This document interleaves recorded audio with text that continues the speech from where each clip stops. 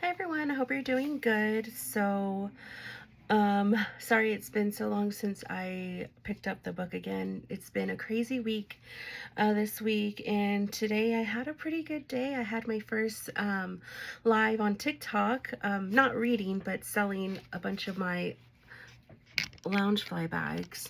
So it was good. It was a pretty good turnout, and yeah. So we are on part 2 of The Alchemist.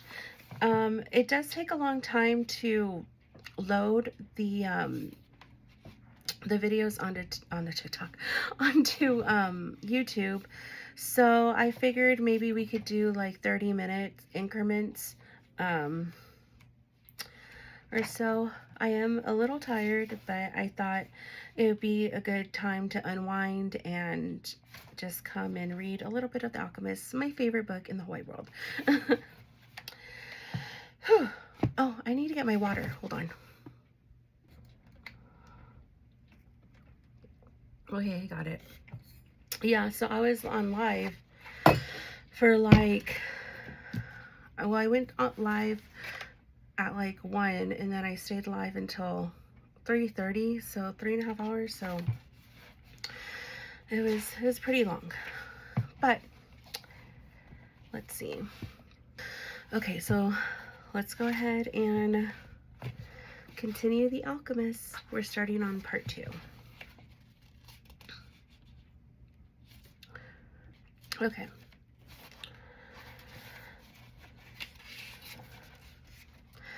The boy had been working for the crystal merchant for almost a month, and he could see that it wasn't exactly the kind of job that would make him happy. The merchant spent the entire day mumbling behind the counter, telling the boy to be careful with the pieces and not break anything. But he stayed with the job because the merchant, although he was an old grouch, treated him fairly. The boy received a good commission for each piece he sold and had already been able to put some money aside. That morning, he had done some calculating. If he continued to work every day as he had been, he would need a whole year to be able to buy some sheep.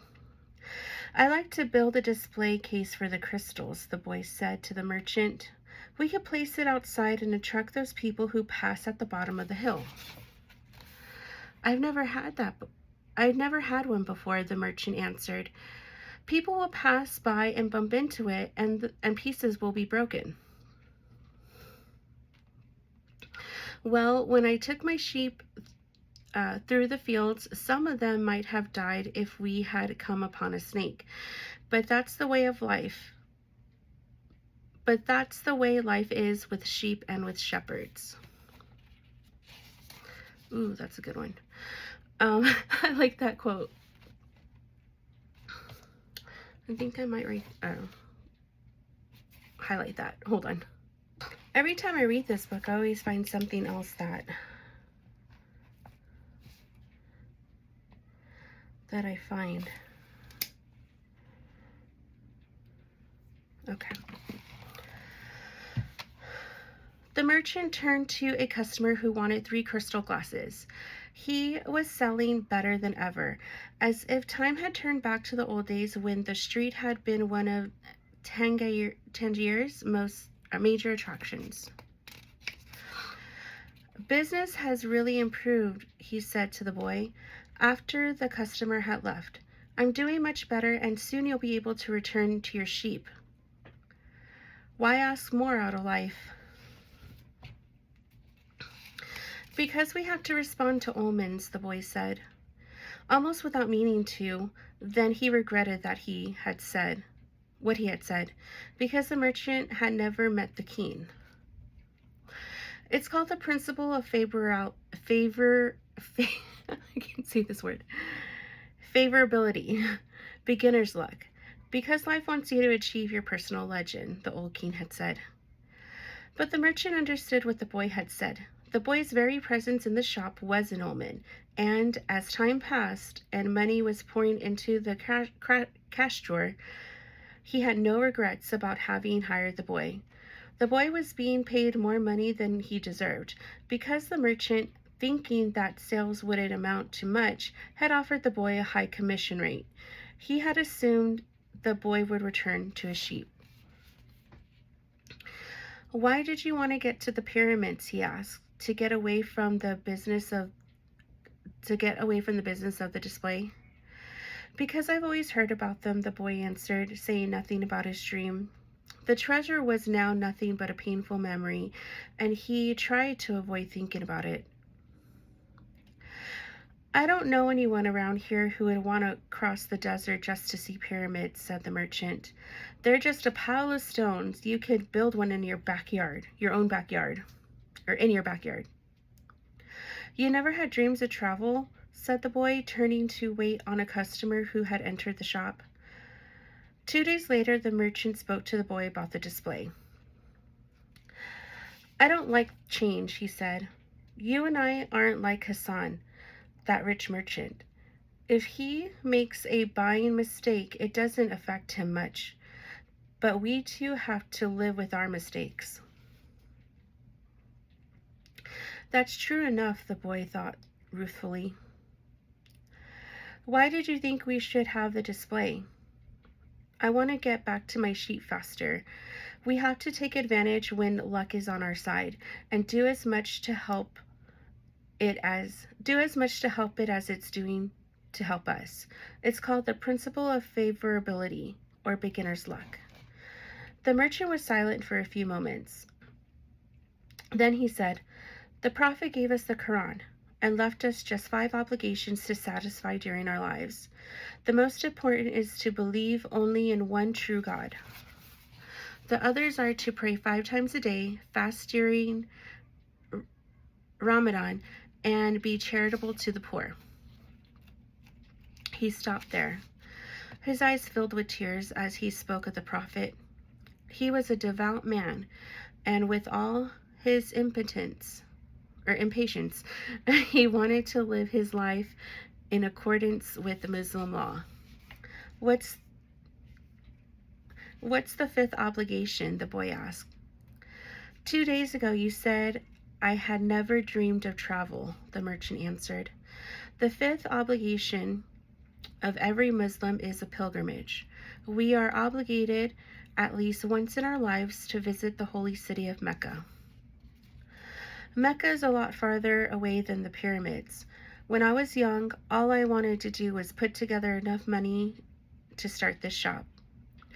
I thought that someday I'd be rich and I could go to Mecca. I began to make some money, but I could never bring myself to leave someone in charge of the shop. The crystals are delicate things. At the same time, people were passing my shop all the time, heading for Mecca.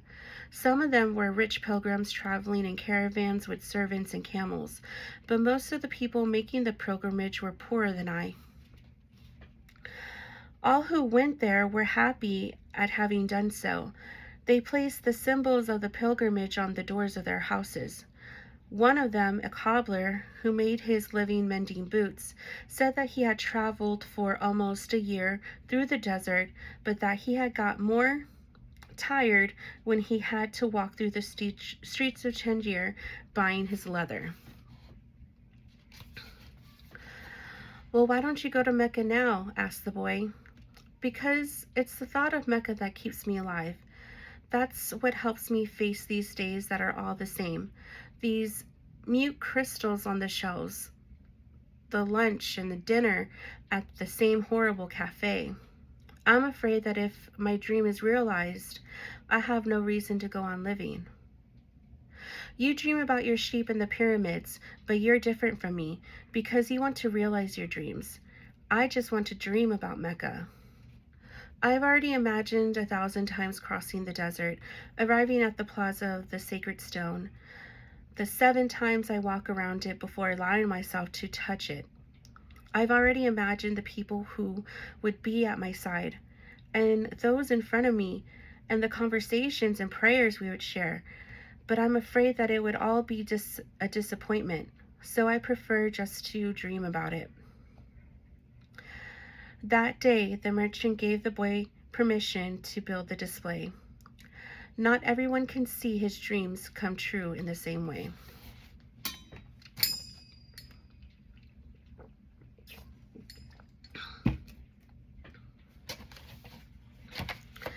Two more months passed, and the shelf brought many customers into the shop.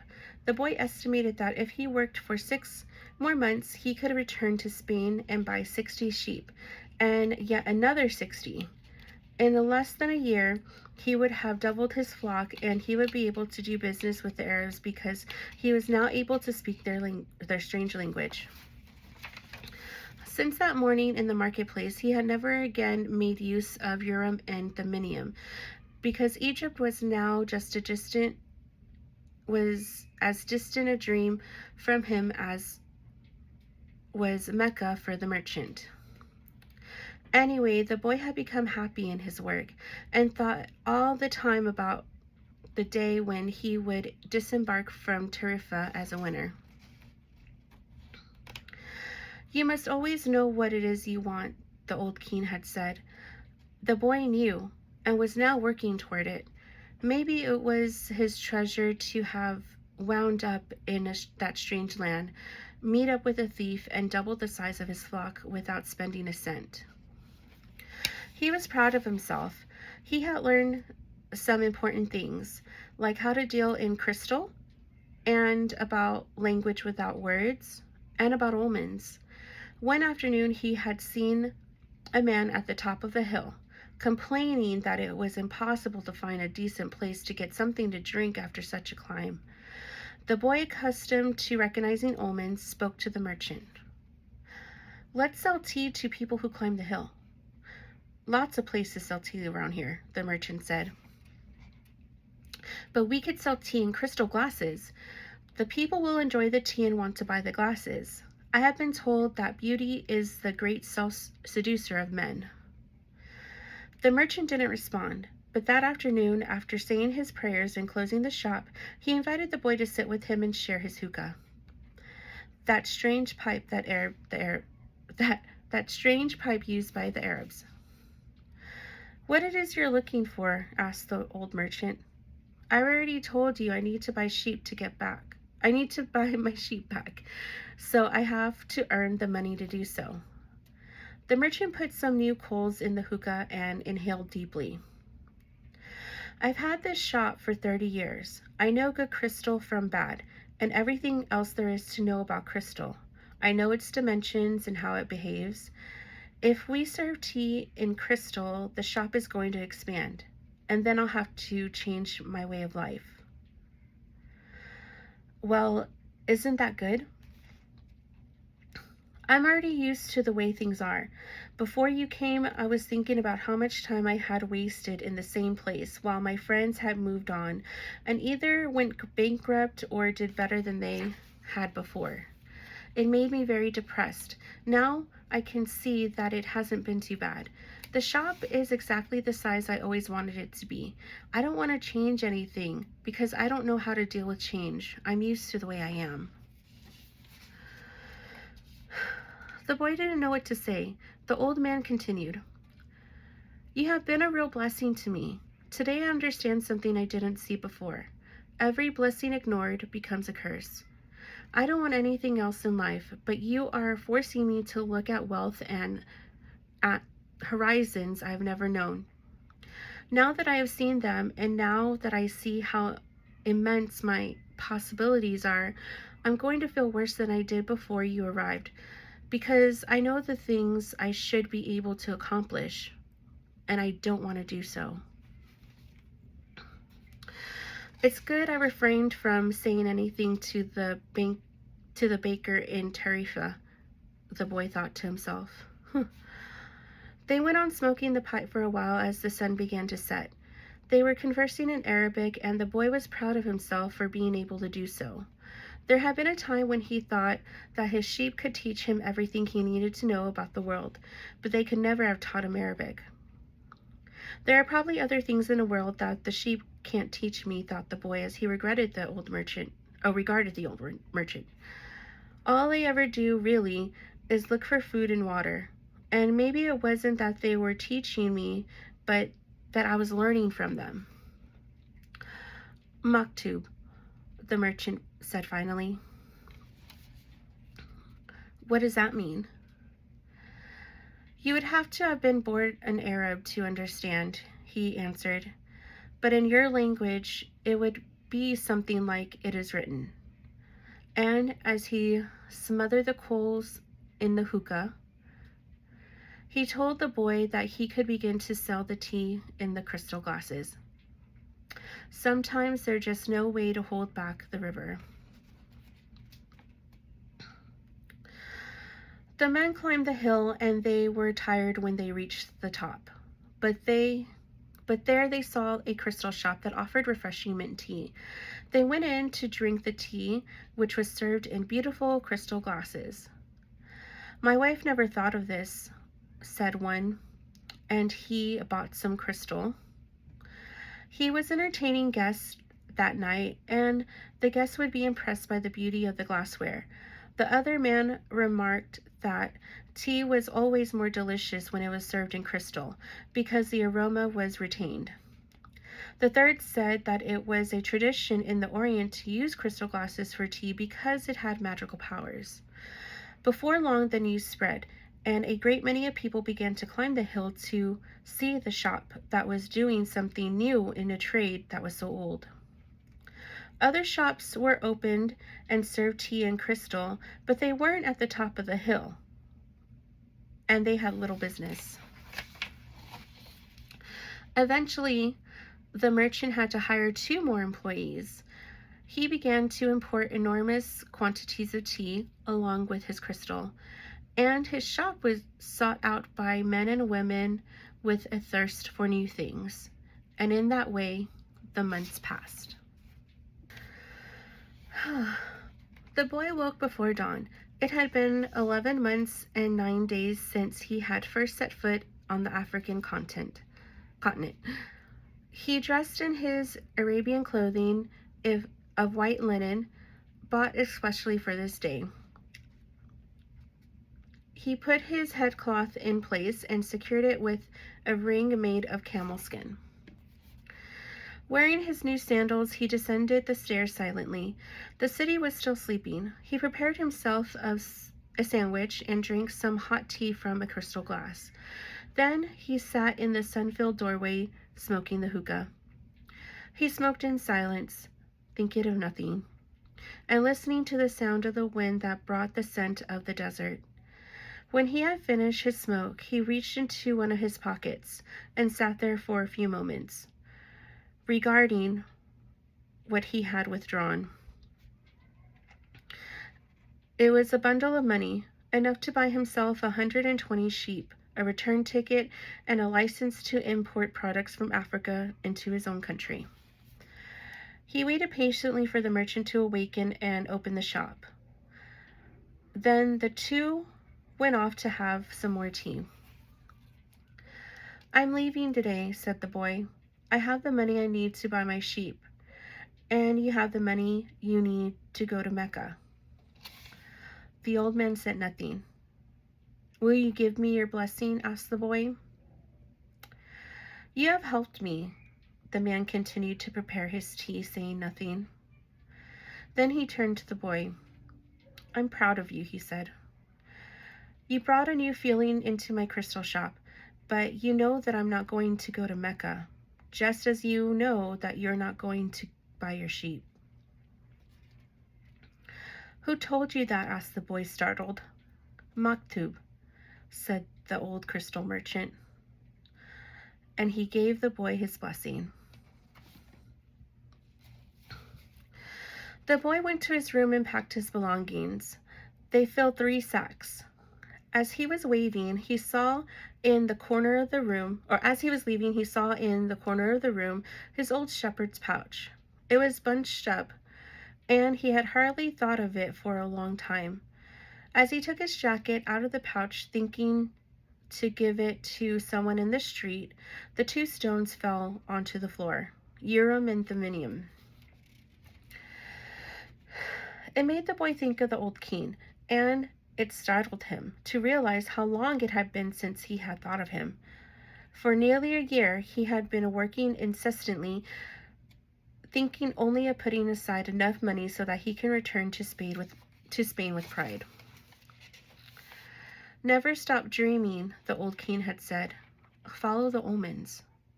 The boy picked up Urim and Thummim and once again had a strange sensation that the old king was nearby. He had worked hard for a year, and the omens were that it was time to go. I'm going to go back to doing just what I did before, the boy thought, even though the sheep didn't teach me to speak Arabic. But the sheep had taught him something even more important, that there was a language in the world that everyone understood, the language the boy had used throughout the time that he was trying to improve things at the shop. It was the language of enthusiasm, of things accomplished with love and purpose, and as a part of a search for something believed in and desired. Tangier was no longer a strange city, and he felt that, just as he had conquered this place, he could conquer the world. When you want something, all the universe conspires to help you achieve it, the old king had said. But the old king hadn't said anything about being robbed, or the endless desert, or about people who know what their dreams are but don't want to realize them. The old king hadn't told him that the pyramids were just a pile of stones, or that anyone could build one in his backyard. He had forgotten to mention that when you have enough money to buy a flock larger than the one you had before, you should buy it. The boy picked up his pouch and put it with his other things. He went down the stairs and found the merchant waiting on a foreign couple, while two other customers walked about the shop drinking tea from crystal glasses. It was more activity than usual for this time of the morning. From where he stood, he saw for the first time that the old merchant's hair was very much like the hair of the old king. He remembered the smile of the candy seller on his first day in Tangier, and he had nothing to eat and nowhere to go. That smile had also been like the old king's smile. It's almost as if he had been there and left his mark, he thought. And yet, none of these people has ever met the old king. On the other hand, he said that he always appeared to help those who were trying to realize their personal legend. He had left without saying goodbye to the crystal merchant. He didn't want to cry with the other people there. He was going to miss the place and all the good things he had learned. He was more confident in himself, though, and felt as though he could conquer the world.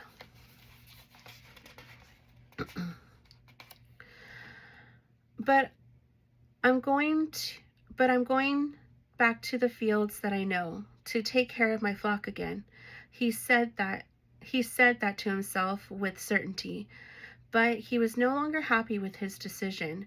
He had worked for an entire year to make a dream come true, and that dream, minute by minute, was becoming less important. Maybe because that wasn't really his dream. Who knows? Maybe it's better to be like the crystal merchant, never go to Mecca, and just go through life wanting to do so, he thought, again trying to convince himself. But as he held Urim and Thummim in his hand, they had transmitted to him the strength and will of the old king.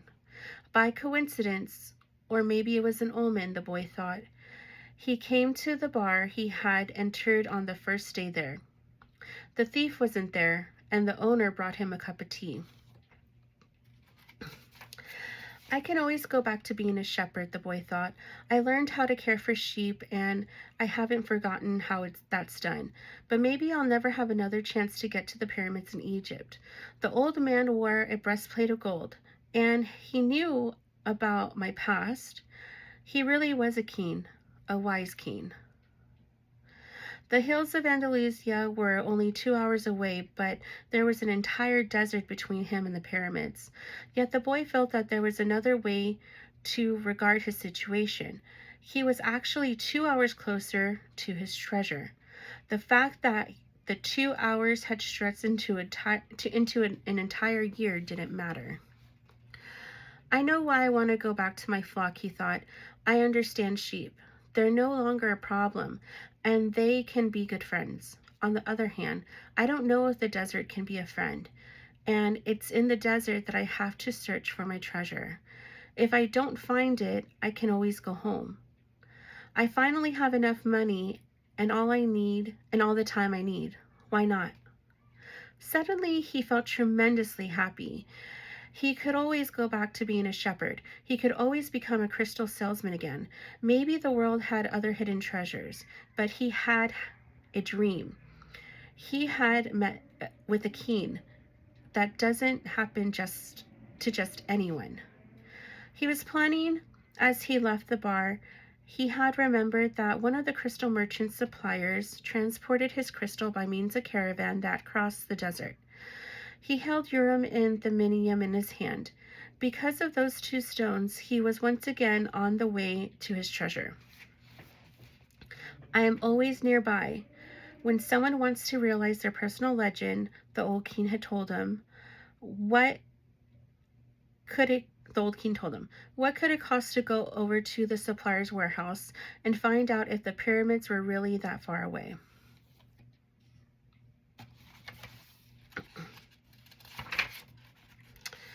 Let's see. Okay.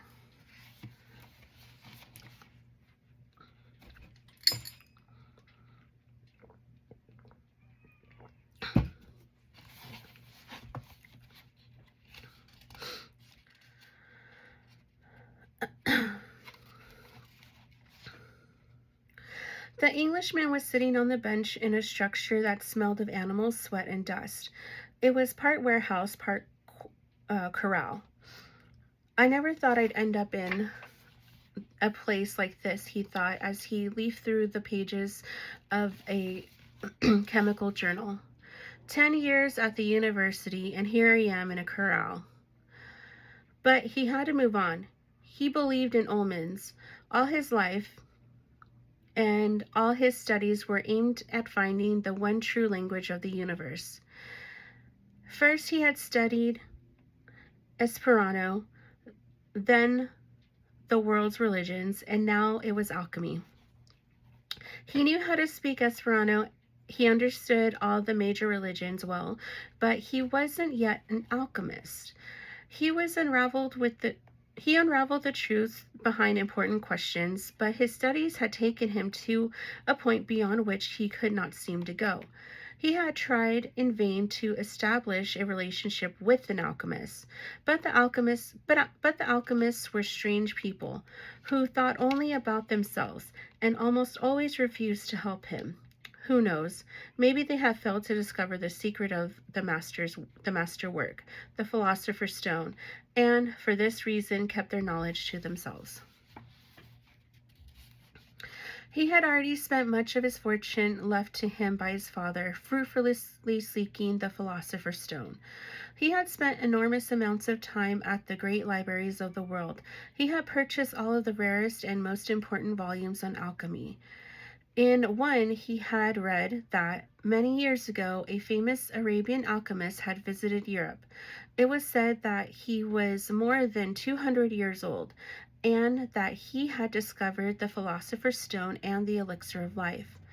The Englishman had been profoundly impressed by the story, but he would never have thought it more than just a myth, had not a friend of his, returning from an archaeological expedition in the desert, told him about an Arab that was possessed of exponential powers. He lives at the Al Fayoum oasis, his friend had said, and people say that he is 200 years old and is able to transform any metal into gold. The Englishman could not contain his excitement. He canceled all his commitments and pulled together the most important of his books, and now here he was, sitting aside a dusty, smelly warehouse. Outside, a huge caravan was being prepared for a crossing of the Sahara. and was scheduled to pass through Fayoum. I'm going to find that damn alchemist, the Englishman thought, and the odor of the animals became a little bit more tolerable. A young Arab, also loaded down with baggage, entered and greeted the Englishman.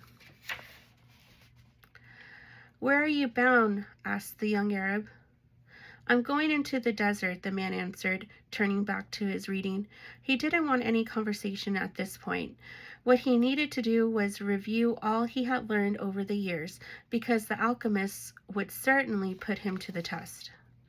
The young Arab took out a book and began to read. The book was written in Spanish. "That's good," thought the Englishman. He spoke Spanish better than Arabic, and if this boy is going to Alfarim, there would be someone to talk to when there were no other important things to do.